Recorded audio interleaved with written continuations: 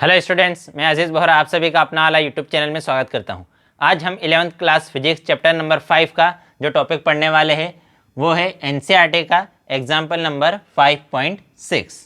हम क्या सॉल्व करेंगे आज? एनसीईआरटी की टेक्स्ट बुक में जो एग्जाम्पल नंबर गिवन है 5.6 वो सॉल्व करेंगे। इस एग्जाम्पल को स्टार्ट करने से पहले अगर अभी तक आप लोगों ने हमारे चैनल को सब्सक्राइब नहीं किया है तो चैनल को सब्सक्राइब कर दीजिए, बेल आइकन को भी प्रेस कर दीजिएगा ताकि नए वीडियोस की नोटिफिकेशन आपको समय पर मिलते रहे। और अगर ये वीडियो पसंद आए तो लाइक कीजिएगा, अपने दोस्तों के साथ भी शेयर कर दीजिएगा, पसंद ना आए तो डिसलाइक कर दीजिएगा। और अगर इस वीडियो से रिलेटेड आपको कोई डाउट हो तो डाउट कमेंट में आप हमसे पूछ सकते हैं, और अगर कोई सजेशन हो तो वो भी कमेंट कर सकते हैं। तो क्या पढ़ेंगे आज हम पढ़ेंगे एनसीईआरटी की बुक में गिवन एग्जाम्पल नंबर 5.6। क्या है उसका statement? See figure, a mass of 6 kg is suspended by a rope of length 2 meter from the ceiling। ये हमारी सीलिंग है, ठीक है। इस सीलिंग से हमने इस 2 मीटर की रोप पर एक 6 kg का मास बांध दिया है, लटका दिया है, ठीक है। ये क्या है? सीलिंग है, ये छत है। उस छत से 2 मीटर की रोप है, उस रोप पर हमने 6 kg का मास लटका दिया है। फिर इसके बाद आगे क्या लिखा है? A force of 50 Newton in the horizontal direction is applied at the mate point P of the rope। अब इस रोप का जो मेट पॉइंट है, इस रोप का मेट पॉइंट से हमने क्या किया? 50 न्यूटन का रोप, 50 न्यूटन का फोर्स हॉरिजॉन्टल डायरेक्शन में अप्लाई किया। इस रोप का मेट पॉइंट था, इस मेट पॉइंट पर हमने क्या किया? हॉरिजॉन्टल डायरेक्शन में 50 न्यूटन का फोर्स अप्लाई किया। सपोज करो मैंने क्या किया, इस मिड पॉइंट से इस डायरेक्शन में इसको पुल कर लिया। इस डायरेक्शन में अगर मैंने खींचा, कितने फोर्स से खींचा? 50 न्यूटन के फोर्स से खींचा। इस पॉइंट को, मेड पॉइंट को पर मैं अगर 50 न्यूटन का फोर्स अप्लाई करके इस रोप को इधर खींचता हूँ तो कुछ इस टाइप से डायग्राम बन जाएगा, बनेगा ना। इस पॉइंट से मैंने इधर खींच लिया 50 न्यूटन के फोर्स से, तो हमारा डायग्राम कुछ इस टाइप से बन जाएगा। तो फिर उसके बाद आगे क्या लिखा है? as shown what is the angle the rope makes with the vertical in the equilibrium, neglect the mass of the rope। हमें ये बताना है कि इस रोप ने इस वर्टिकल डायरेक्शन से कितना एंगल बनाया। इस रोप ने ये जो वर्टिकल डायरेक्शन है उस वर्टिकल डायरेक्शन से कितना एंगल बनाया? कब? In equilibrium. इक्विलिब्रियम में मतलब इस कंडीशन में इस रोप पर लगने वाला जो नेट एक्सटर्नल फोर्स है, इस कंडीशन में रोप पर लगने वाला नेट एक्सटर्नल फोर्स क्या होगा? 0। कब होगा? जब यहाँ पर 50 न्यूटन का फोर्स लग रहा है तो जितना इधर उतना ही इधर, जितना नीचे उतना ही ऊपर, तो सभी डायरेक्शन का फोर्स मिलाकर नेट फोर्स क्या होगा? 0। तो हम क्या बोलते हैं उस कंडीशन को? इक्विलिब्रियम। हमने टॉपिक भी पढ़ा है इक्विलिब्रियम ऑफ पार्टिकल, तो वो अगर आपने वीडियो नहीं देखी है तो आप यूट्यूब पर सर्च करते सकते हैं कि इक्विलिब्रियम ऑफ पार्टिकल अपना वाला अजीज़ बोहरा, तो वो वीडियो देखिएगा। उसके बाद ये इस वीडियो पर आइएगा। तो इस कंडीशन में जब यहाँ पर जो हमारी रोप है वो किस में हो? इक्विलिब्रियम में हो, मतलब इस पर फोर्स तो लग रहे हैं लेकिन नेट एक्सटर्नल फोर्स क्या हो? 0। तो हमें ये बताना है कि इस रोप ने इस वर्टिकल डायरेक्शन के साथ कितना एंगल बनाया। वो एंगल हमने कितना सपोज कर लिया? थीटा सपोज कर लिया, और इस थीटा की वैल्यू हमें फाइंड आउट करनी है। और हमें क्या सपोज करना है कि जी की वैल्यू कितनी लेनी है? 10 मीटर पर सेकंड स्क्वायर। जी की वैल्यू कितनी लेनी है? 10 मीटर पर सेकंड स्क्वायर। और हमें क्या करना है? Neglect the mass of the rope. और इस मास का रोप हमें नेग्लेक्ट कर देना है। हमें ये सपोज करना है कि जो रोप है वो मासलेस है। तो देखो क्या था हमारा क्वेश्चन में हमें गिवन था कि हमारे पास एक 2 मीटर लंबी रोप है, उसको हमने सेलिंग से बांध दिया और उसके सेकंड एंड पर हमने क्या किया? 6 kg का मास बांध दिया है, लटका दिया है। तो हमें फिर उसके बाद हमने क्या किया? इस रोप के मिड पॉइंट से 50 न्यूटन का फोर्स अप्लाई किया। तो हमें ये बताना है कि इक्विलिब्रियम में ये रोप ने इस वर्टिकल डायरेक्शन के साथ कितना एंगल बनाया। तो हम सबसे पहले तो इसका क्या करेंगे? एक फ्री बॉडी डायग्राम बना लेंगे। तो हमें पता है, देखो ये जो हमने इस यहाँ पर जो मास लटका है 6 kg, तो इस मास का वेट कितना हो जाएगा? वेट इज इक्वल टू कितना होता है? Mass into g. Weight is equal to क्या होता है? M g. एम की वैल्यू कितनी है? 6, और जी की वैल्यू कितनी है? 10। तो 6 इंटू 10 इज इक्वल टू कितना हो जाएगा? 60 न्यूटन। तो इस बॉडी का वेट, इसका वेट कितना है? 60 न्यूटन। तो वेट किस डायरेक्शन में लगेगा? डाउनवर्ड। तो इस बॉडी का हम क्या बनाएंगे? एक free body diagram. Free body diagram में हम क्या करते हैं कि जिस भी बॉडी का फ्री बॉडी डायग्राम बनाना हो उसको हम मान लेते हैं एक पॉइंट। अब इस पर क्या लग रहा है, वेट नीचे की साइड, तो यहाँ पर ये वेट लग रहा है डाउनवर्ड, कितना है उसका वेट 60 न्यूटन। अब यहाँ पर ये क्या है, रोप। तो देखो अगर हमारे पास कोई रोप है, ये इतनी बड़ी रोप है, अगर यहाँ पर बीच में अगर कोई भी फोर्स नहीं लग रहा है तो इस रोप पर सभी जगह पर देखो, सबसे पहले तो टेंशन क्या होता है वो पढ़ लेते हैं हम, कि अगर हमारे पास एक इतनी बड़ी रोप है, इस रोप को अगर मैं नीचे खींचूँ, ठीक है, एक इतनी बड़ी एक रोप है, अच्छी बड़ी रोप है, उस रोप को मैंने क्या किया, एक पॉइंट को मैंने सीलिंग से बांध दिया और दूसरे पॉइंट को अगर मैं खींचता हूँ, अगर मैं उसको खींचूंगा तो उस पर क्या लगेगा, फोर्स अप्लाई होगा। फोर्स अप्लाई होने की वजह से वो खिंचाएगी, स्ट्रेच होगी, जो हमारी रोप है वो क्या होगी, स्ट्रेच होगी। कब, जब मैं इसको एक पॉइंट को मैंने यहाँ पर बांध दिया और दूसरे पॉइंट को अगर मैं खींचता हूँ तो उसमें स्ट्रेचिंग होगी, खिंचाव होगा। तब ये रोप क्या करेगी, ये रोप उस फोर्स के, जिस फोर्स से मैं उसको नीचे खींच रहा हूँ, उस फोर्स के अपोजिट एक रिस्टोरिंग फोर्स लगाएगी। वो कोशिश करेगी कि रोप में खिंचाव ना हो। तो हमने नीचे की साइड एक फोर्स लगाया, तो रोप उसकी अपोजिट डायरेक्शन में क्या लगाएगी, एक रिस्टोरिंग फोर्स। रोप क्या करेगी, हमारे फोर्स की अपोजिट डायरेक्शन में एक रिस्टोरिंग फोर्स लगाएगी। उस रिस्टोरिंग फोर्स को ही हम क्या बोलते हैं, टेंशन। उस रिस्टोरिंग फोर्स को ही हम क्या बोलते हैं, टेंशन। तो जैसे कि ये कंडीशन, इस कंडीशन में ये मास नीचे की साइड फोर्स लगा रहा है, तो ये रोप क्या करेगी, ऊपर की साइड एक रिस्टोरिंग फोर्स लगाएगी। तो यहाँ से लेकर यहाँ तक इस पूरी रोप में जो टेंशन है, उस रिस्टोरिंग फोर्स को हमने क्या कहा, टेंशन। तो इस पूरी रोप में जो टेंशन है वो कैसा रहेगा, इक्वल।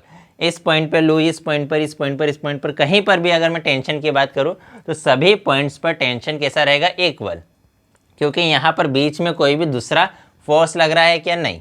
लेकिन इस कंडीशन में हमने यहाँ पर बीच में फोर्स लगा दिया, तो अब क्या होगा, यहाँ से यहाँ तक का टेंशन तो इक्वल रहेगा, लेकिन यहाँ का टेंशन अलग रहेगा। इस पूरे पार्ट के लिए सभी जगह पर टेंशन सेम, इस पूरे पार्ट के लिए सभी जगह पर टेंशन सेम, लेकिन यहाँ का और यहाँ का, इन दोनों पार्ट्स का टेंशन कैसा रहेगा, डिफरेंट डिफरेंट। क्योंकि यहाँ पर बीच में क्या आ गया, फोर्स। अगर बीच में फोर्स नहीं होता तो पूरी रोप का टेंशन सेम रहता। अगर बीच में अगर कोई फोर्स नहीं होता तो पूरी रोप का टेंशन कैसा रहता, इक्वल। लेकिन यहाँ पर बीच में फोर्स आ गया तो इस पूरे पार्ट का तो टेंशन कैसा रहेगा, सेम रहेगा। इस पूरे पार्ट का भी टेंशन कैसा रहेगा, सेम रहेगा। लेकिन इस वाले पार्ट और इस वाले पार्ट का जो टेंशन है वो डिफरेंट डिफरेंट रहेंगे। तो हम सपोज कर लेते हैं कि देखो ये जो वेट है वो डाउनवर्ड लगेगा, तो उसके अपोजिट डायरेक्शन में रोप क्या करेगी, टेंशन अप्लाई करेगी। तो यहाँ पर हमने सपोज कर दिया उसकी अपोजिट डायरेक्शन में टेंशन अप्लाई हुआ कितना, उसको हमने रिप्रेजेंट किया T2 से। इसी टाइप से अगर मैं इस पॉइंट की बात करूँ तो इस पॉइंट पर यहाँ पर फोर्स लग रहा है, तो उस फोर्स के अपोजिट डायरेक्शन में फिर से रोप क्या करेगी, एक टेंशन फोर्स अप्लाई करेगी। तो इस वाले पार्ट पर इसके अपोजिट डायरेक्शन में एक फोर्स लगेगा, उस फोर्स को हमने क्या कहा, टेंशन। तो इसका टेंशन हमने सपोज कर लिया T1। अब इस पॉइंट पर इस वाले पार्ट पे भी क्या लगेगा, टेंशन, वो भी फिर से उसकी बाहर की साइड लगेगा। तो इस यहाँ पर भी एक टेंशन लगेगा, इस टेंशन को हम क्या नाम दे देंगे, T2। क्योंकि मैंने क्या कहा, इस पूरे पार्ट का टेंशन कैसा रहेगा, सेम। तो इस पॉइंट के लिए दो टेंशन रहेंगे, एक इस डायरेक्शन में और एक नीचे की साइड। हमेशा टेंशन कैसा रहेगा, बॉडी के आउटवर्ड। टेंशन किसी भी, अगर इस ऑब्जेक्ट की मैं बात करूँ, इस पॉइंट के लिए बात करूँ, तो इस पॉइंट से हमेशा टेंशन कैसा रहेगा, आउटवर्ड। तो इस पॉइंट के लिए इस वाले पार्ट में टेंशन इस डायरेक्शन में रहेगा, आउटवर्ड, उसको हमने नाम दे दिया T1। इस पॉइंट के लिए जो टेंशन है वो इसके आउटवर्ड मतलब कहाँ रहेगा, डाउनवर्ड रहेगा। तो इस पॉइंट को हमने टेंशन को नाम क्या दे दिया, T2। इस पॉइंट के लिए, इस ऑब्जेक्ट के लिए अगर मैं बात करूँ तो ये ऑब्जेक्ट कहाँ फोर्स अप्लाई कर रहा है, वेट लगा रहा है नीचे, तो उसके अपोजिट डायरेक्शन में टेंशन कहाँ रहेगा, ऊपर। तो अगर ये T2 है तो ये वाला टेंशन भी कितना रहेगा, T2। क्योंकि हमने क्या कहा, पूरे पार्ट का, इस पूरे पार्ट का टेंशन इक्वल। तो इस पूरे डायग्राम के लिए हम क्या बना लेते हैं, एक फ्री बॉडी डायग्राम। तो अगर मैं इस वेट को, इस मास को एक पॉइंट ऑब्जेक्ट सपोज कर लूँ, एक पॉइंट सपोज कर लूँ, तो यहाँ पर एक वेट लग रहा है, डाउनवर्ड डायरेक्शन में एक फोर्स लग रहा है, जो क्या है, वेट है उसका, और उसके अपोजिट डायरेक्शन में यहाँ पर क्या लग रहा है, T2 टेंशन फोर्स लग रहा है। इसी टाइप से अगर मैं यहाँ की बात करूँ, इस पॉइंट की, इस पॉइंट को नाम दे देते हैं P। इस पॉइंट को हमने क्या नाम दे दिया, P। इस पॉइंट की अगर बात करूँ तो यहाँ पर एक डाउनवर्ड डायरेक्शन में फोर्स लग रहा है T2, तो यहाँ हमने लिख दिया T2। एक इस डायरेक्शन में फोर्स लग रहा है 50 न्यूटन और एक इस डायरेक्शन में टेंशन है T1। ठीक है, हमने क्या कहा, इस पूरे पार्ट का टेंशन सेम रहेगा, इस पूरे पार्ट का टेंशन सेम, तो इसलिए इस वाले टेंशन को भी T2 नाम दिया और इस वाले टेंशन को भी T2 नाम दिया। अब इस T1 को हम दो कंपोनेंट्स में सब डिवाइड कर सकते हैं। ये एंगल हमने कितना सपोज किया है, थीटा। ये एंगल हमने कितना सपोज किया है, थीटा। तो इस टेंशन को हम दो पार्ट्स में डिवाइड कर सकते हैं। हमें पता है जिस डायरेक्शन में थीटा एंगल बनता है उस डायरेक्शन में कौन सा कंपोनेंट आता है, कॉस थीटा वाला। तो इस डायरेक्शन में T1 का कौन सा कंपोनेंट आ जाएगा, T1 कॉस थीटा। और इसके परपेंडिकुलर डायरेक्शन में, मतलब इस डायरेक्शन में T1 का कौन सा कंपोनेंट आएगा, T1 साइन थीटा। हमें पता है जिस डायरेक्शन में थीटा को एंगल बनता है उस डायरेक्शन में कौन सा कंपोनेंट आता है, T1 कॉस थीटा वाला। और उसके परपेंडिकुलर, इसके परपेंडिकुलर ये वाली डायरेक्शन क्या हो गई, इसकी परपेंडिकुलर डायरेक्शन हो गई, क्योंकि इस डायरेक्शन में T1 है तो ये एक फोर्स रहेगा और एक फोर्स इस डायरेक्शन में रहेगा। तो इस वाली डायरेक्शन में कौन सा कंपोनेंट आएगा, साइन थीटा वाला। तो वो कंपोनेंट हमने लिख दिया T1 साइन थीटा। अब अगर हम इक्विलिब्रियम की बात करें, किसकी बात करें, इक्विलिब्रियम की बात करें, तो इक्विलिब्रियम में ये दोनों फोर्स कैसे रहेंगे, इक्वल। तभी वो जो इक्विलिब्रियम है, इक्विलिब्रियम में हम क्या कहते हैं कि नेट एक्सटर्नल फोर्स जीरो, मतलब जितना फोर्स ऊपर उतना ही फोर्स नीचे। तो अगर इक्विलिब्रियम की बात करें तो इस कंडीशन में जो T2 है वो किसके इक्वल रहेगा, 60 न्यूटन के इक्वल। इसको दे देता हूँ मैं इक्वेशन नंबर फर्स्ट। इसी टाइप से अगर मैं इस कंडीशन की बात करूँ तो इस कंडीशन में जो T2 है, जो T2 है वो किसके इक्वल रहेगा, T1 साइन थीटा के इक्वल रहेगा। जो T2 है वो डाउनवर्ड डायरेक्शन में है और T1 कॉस थीटा, T1 क्या आएगा, cos theta. T1 cos theta ऊपर डायरेक्शन में, दोनों की डायरेक्शन अपोजिट है और दोनों कैसे रहेंगे, इक्वल। तभी हमारा ऑब्जेक्ट किस में रहेगा, इक्विलिब्रियम में। तो इस पॉइंट के लिए अगर ये जो T1 कॉस थीटा है ये किसके इक्वल रहेगा, T2 के इक्वल। तो यहाँ मैंने लिख दिया T2 is equal to T1 cos theta.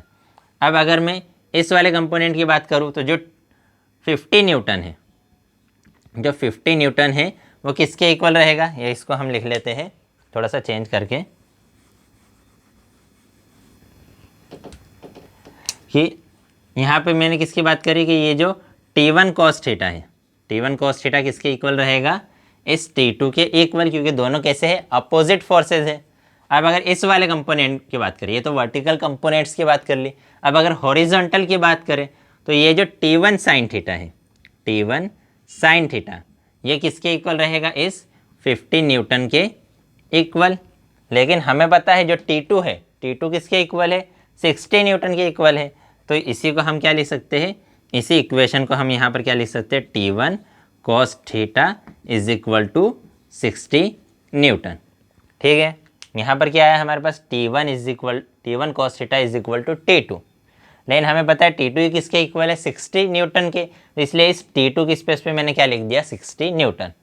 तो इसको हम दे देते हैं इक्वेशन नंबर सेकंड, इसे दे देते हैं इक्वेशन नंबर थर्ड। इस इक्वेशन सेकंड में इस इक्वेशन थर्ड से मैं डिवाइड कर देता हूँ। क्या कर रहा हूँ मैं, इक्वेशन सेकंड को डिवाइड कर रहा हूँ किससे, इक्वेशन नंबर थर्ड से। तो लेफ्ट हैंड साइड वाला लेफ्ट हैंड साइड से डिवाइड हो जाएगा, राइट हैंड साइड वाला राइट हैंड साइड से डिवाइड हो जाएगा। तो हमारे पास क्या आएगा, T1 sine theta upon T1 cos theta is equal to 50 newton upon 60 newton. तो इस T1 से T1 क्या हो गया, cancel. Sine theta upon cos theta क्या होता है, tan theta. Sine theta upon cos theta is equal to क्या होता है, टेन थीटा। तो इसकी स्पेस पर लिखेंगे हम टेन थीटा। इस 0 से 0 कैंसल, हमारे पास क्या आया, 5/6। अब ये 10 उधर जाके क्या बन जाएगा, टेन इनवर्स। हमें पता है 10 इक्वल टू के उधर जाके क्या बनता है, टेन इनवर्स। तो थीटा इज इक्वल टू क्या आया, टेन इनवर्स 5/6। तो हमें थीटा की वैल्यू फाइंड आउट करनी थी। तो थीटा की वैल्यू कितनी आई, टेन इनवर्स 5/6। लेकिन जो 5/6 है वो 10 में किसकी वैल्यू होती है, 1040 की। जो 5/6 है वो किसकी वैल्यू होती है, 1040 की। तो इसी को हम क्या लिख सकते हैं, theta is equal to 10 inverse 1040। 5/6 किसकी वैल्यू होती है, 1040 की वैल्यू होती है। तो ये आ गया 1040। तो यहाँ से 10 इनवर्स से 10 कैंसिल हो जाएगा। तो थीटा इज इक्वल टू कितना आ जाएगा, 40 डिग्री। तो हमें थीटा की वैल्यू फाइंड आउट करनी थी। तो थीटा की वैल्यू कितनी है, 40 डिग्री है, या सिर्फ यहीं तक भी सॉल्व करोगे तो भी सही है। तो हमें क्या दिया था, हमें एक रोप दी थी, 2 मीटर लंबी रोप थी। उस पर 6 kg का हमने मास लटका दिया था। तो हमें फिर कहा कि हमने इसके मिड पॉइंट पर एक 50 न्यूटन का फोर्स लगाया। तो हमें ये बताना था कि इस रोप ने वर्टिकल डायरेक्शन से कितना एंगल बनाया। तो हमने क्या कहा कि जब भी हम किसी रोप पर फोर्स अप्लाई करेंगे तो वो रोप क्या करेगी, उसके अपोजिट एक रिस्टोरिंग फोर्स लगाएगी। उस रिस्टोरिंग फोर्स को क्या हम बोलते हैं, टेंशन। ठीक है। अब अगर इस पूरी रोप में अगर इसके अलावा बीच में कोई भी फोर्स नहीं है तो पूरी रोप का टेंशन कैसा रहेगा, इक्वल। लेकिन अगर बीच में फोर्स आ गया तो इस पूरे पार्ट का तो इक्वल रहेगा, इस पूरे पार्ट का भी इक्वल रहेगा, लेकिन इन दोनों पार्ट्स का टेंशन रहेगा अपोजिट। अब हमने क्या किया, हमने देखा कि ये जो ऑब्जेक्ट इस पर एक डाउनवर्ड फोर्स लगेगा, इसका वेट, तो इसके अपोजिट डायरेक्शन में क्या लगेगा, टेंशन, उसको हमने नाम दे दिया T2। अब ये जो पॉइंट है इसमें क्या लगेगा, इस डायरेक्शन में फोर्स लग रहा है 50 न्यूटन, तो एक टेंशन फोर्स लगेगा ऊपर। एक टेंशन फोर्स कैसा लगेगा, हमेशा आउटवर्ड रहता है टेंशन, तो इस पॉइंट से आउटवर्ड एक T1 टेंशन रहेगा और एक नीचे भी एक टेंशन रहेगा। लेकिन हमने कहा कि इस पूरे का तो टेंशन सेम है, तो जितना ऊपर टेंशन लग रहा है उतना ही नीचे इस पॉइंट के लिए लगेगा। तो इस पॉइंट के लिए जो नीचे टेंशन लगेगा उसको भी हमने क्या नाम दे दिया, T2। फिर हमने इनके क्या बना लिए, फ्री बॉडी डायग्राम बना लिए। तो हमने क्या किया, इस पॉइंट के लिए बनाया, तो यहाँ पर दो फोर्स है, एक T2 ऊपर और एक नीचे फोर्स है W is equal to 60 newton. 60 कहाँ से लाया, वेट इज इक्वल टू होता है मास इंटू जी, तो मास की वैल्यू है 6 और जी की वैल्यू है 10, तो वो आ गया 60 न्यूटन। तो ये हमने फ्री बॉडी डायग्राम बना दिया इस ऑब्जेक्ट के लिए। अब इस पॉइंट P के लिए फ्री बॉडी डायग्राम बनाएंगे। तो P में एक फोर्स तो इस डायरेक्शन में लग रहा है 50 न्यूटन, एक फोर्स इधर लग रहा है टेंशन T1 और एक लग रहा है टेंशन T2 नीचे। अब इस T1 को दो कंपोनेंट्स में डिवाइड करेंगे, T1 cos theta and T1 sin theta. फिर हमने देखा कि ये जो T2 है, कौन सा, ये जो T2 है, ये T2 ऊपर और वेट 60 न्यूटन नीचे, तो T2 किसके इक्वल आ गया, 60 न्यूटन के इक्वल आया। इसको दे दिया इक्वेशन नंबर फर्स्ट। फिर ये जो T1 cos थीटा है वो नीचे वाले फोर्स T2 के इक्वल रहेगा, तो यहाँ लिख दिया T1 cos theta is equal to T2। फिर ये जो T1 sin थीटा है वो किसके इक्वल रहेगा, 50 न्यूटन के इक्वल रहेगा, तो यहाँ लिख दिया T1 sin theta is equal to 50 newton. अब यहाँ पर हमें दिख रहा है कि जो T2 है वो तो किसके इक्वल है, 60 न्यूटन के इक्वल है। तो इस इक्वेशन में हमने T2 की स्पेस पे क्या लिख दिया, 60 न्यूटन। तो ये वाली इक्वेशन आ गई, इसे दे दिया इक्वेशन सेकंड, इसे दे दिया थर्ड। अब इक्वेशन सेकंड में इक्वेशन इक्वेशन थर्ड से हमने डिवाइड किया, तो लेफ्ट वाले से डिवाइड हो जाएगा राइट वाले से। T1 से T1 कैंसिल, 0 से 0 कैंसिल। साइन अपन कोस क्या होता है, 10 इधर आ गया 5/6, 10 उधर जाके क्या बन जाएगा, 10 इनवर्स। तो थीटा की वैल्यू कितनी आ गई, 10 इनवर्स 5/6। अब 5/6 जो है वो किसकी वैल्यू होती है, 10/40 की। तो यहाँ से थीटा की वैल्यू कितनी आई, 40 डिग्री। तो आज की वीडियो में इतना ही, नेक्स्ट वीडियो में हम नेक्स्ट टॉपिक पढ़ेंगे। बाय।